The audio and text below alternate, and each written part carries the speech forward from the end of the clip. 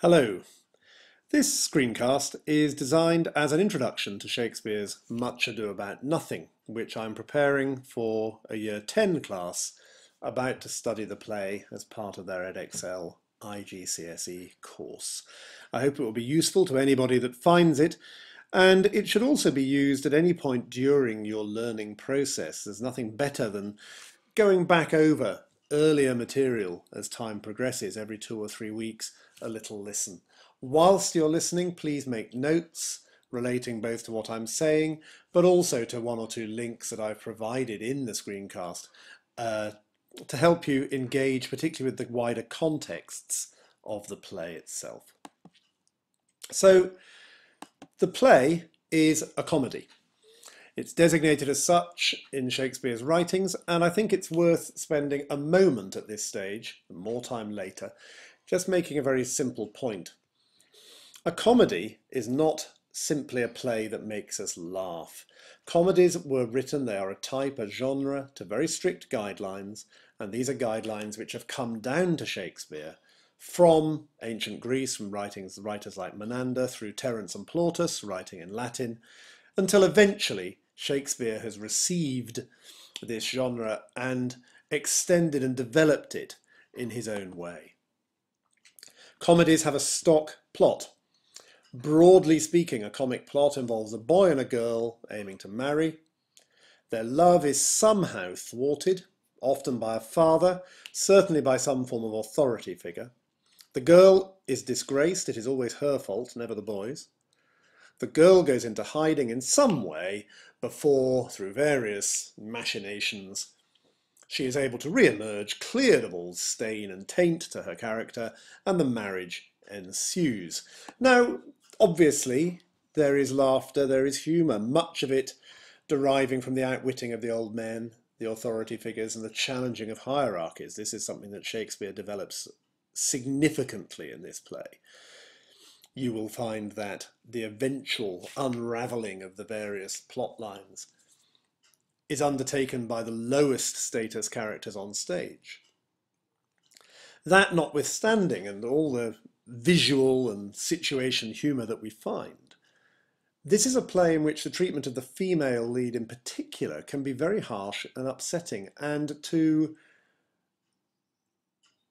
watchers or readers in the 21st century also so imbued with a level of sexism that it can be quite uncomfortable watching this play, and we find ourselves occasionally thinking, this isn't remotely funny, but of course it doesn't need to be in order to be a comedy.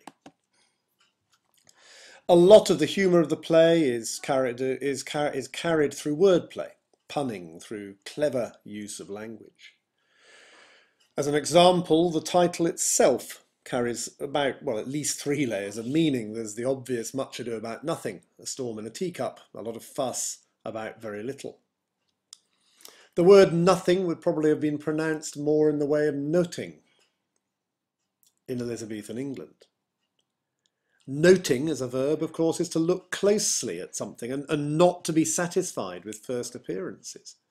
Much of this play is based on errors of noting, and your teacher will take you through this and will be looking at moments where people either should have noted or thought they had noted but misunderstood what they had seen or heard. The final layer, and again it's a layer that is important as we read the play because a lot of the humour will derive from it, is essentially a title saying Much Ado About Sex, rather in the way of the farces that used to run, the whoops, there go my trousers, and so on, that used to run at the Whitehall Theatre in London. This is a play about sex, it's a play about marriage, it's a play about relationships between men and women. In Elizabethan England, the word nothing, or noting, or just the symbol, the zero symbol, was a slang term for female sexual organs. This play is clearly saying that it is a play which is looking at issues around sex, lust, marriage, and it's a play which doesn't fly away from using a great deal of sexual innuendo within the comic interplay that is seen. And that's just the title. Shakespeare takes the comic plot, and being Shakespeare, he refines and develops, not for him one plot, for him two, and he will intertwine these two plots. Both will ultimately lead towards an outcome relating to marriage. He has one, the straightforward one, if you like. A young boy and girl fall in love, complications ensue, the girl is disgraced. And we know, because it's a comedy, that she will be cleared. We just don't quite know how it will work, and so on and so forth. The other pair are perhaps more interesting. I have to be careful. They don't seem to be a pair of lovers, and it indeed requires the intervention of outsiders to trick them into believing that they are in love, so that their love can blossom. Within this, he's added all sorts of elements.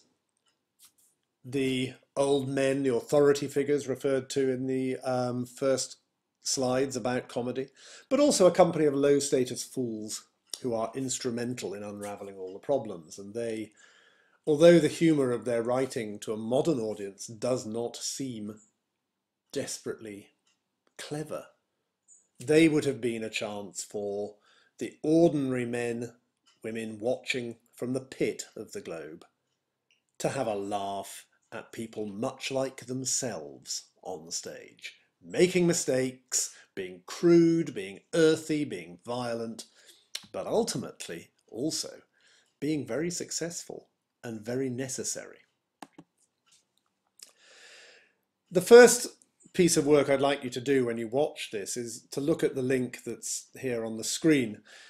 It's important that we understand the contemporary context relating to the writing, and the most important of these really is the position of women in society.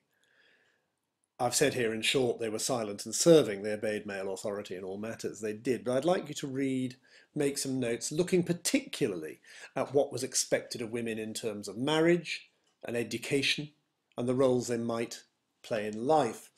There are two main females in the play, remember there are two intertwined plots. Very different characters, very different presentations, if you like, of acceptable behaviour. And this, of course, has a contemporary context of its own. The silent female, doing as she's bidden by all men, of course, had clear opposition at this time in the form of the Queen. A monarch cannot remain silent, obedient and unnoticed, and Queen Elizabeth is often quoted as stating that although she has the form of a woman, inside she has the heart of a man. And I think one of the things that we need to look at as we read the play is how this male-female split is perhaps shown within the female characters. It certainly isn't possible to read this play without an awareness of the impact and importance of Elizabeth I on the throne, but also the need for Shakespeare to maintain a degree of royal patronage. Elizabeth would like to see women presented strongly, women that might echo her in everyday life. In a modern theatre, much of the humour focuses on the second pair, on Beatrice and Benedick. And the traditional comic duo, if you like, do go missing somewhat. I mean, Hero, the principal female in that plot, barely says anything throughout the play. But also we tend to see with casting weight placed on the second pair. Recent production starring David Tennant and Catherine Tate, which we'll see at moments of while we're watching, seemed very much to put these two stars of television into the play and focus everything around their visual wordplay. Interestingly, another take on this, there's some pictures coming up, was at the Old Vic Theatre earlier this year, where Beatrice and Benedick were played by Vanessa Redgrave and James Earl Jones. Both of them are pensioners, not young people going out about life, but very obviously a pair that had been round the block a fair amount. The play survives most tellings.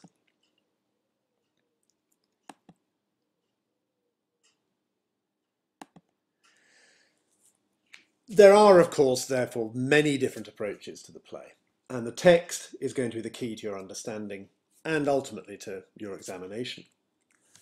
On the next page is a little sequence of dialogue, and have a look at it, see if you can recognise what is happening. Now, you can pause and read this from this screen. You don't need to listen to me talking. It's a snap of dialogue from the first scene of the play. I'd like you to have a look, see what you think is happening, and when you feel you've understood it, move the screenshot on. Okay? It's worth just spending some time before you finish, just writing down the basic insults. You can write them down both in their Shakespearean form and modern English, and the responses that they get. It's rather like a game of tennis. But what I want you to do is see if you can work out who wins this particular merry war. Now, when you've done all that, we're pretty well ready to start reading. I want you to get used to the following mnemonic.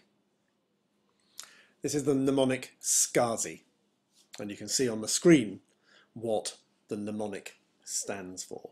We'll be applying this to every scene. In every scene we read, we should be looking at setting, that is to say time of the action, era, actual location, and any other maybe natural phenomena that help to create the setting. We should be looking closely at how the characters are presented, and then in terms of action, what they do. There is never a scene in which there is no action. Style refers to the way in which the passage under consideration has been written. And in this passage that you've just looked at, you'll notice that there's very quick sharing of insults. The lines are short, the lines are in prose, and everything moves very fast, for example. The final element of SCASI, ideas, refers to the writer's ideas, the ideas the writer is trying to present, their philosophy, if you like. It is conceivable that for many people this is a play about, in other words, the ideas, about equality within marriage, trying to challenge the perception that only men are strong. There are many other ideas, and we will be applying SCASI to every scene that we read. I hope this has been useful, and I hope we're going to enjoy reading this play. Thank you for listening.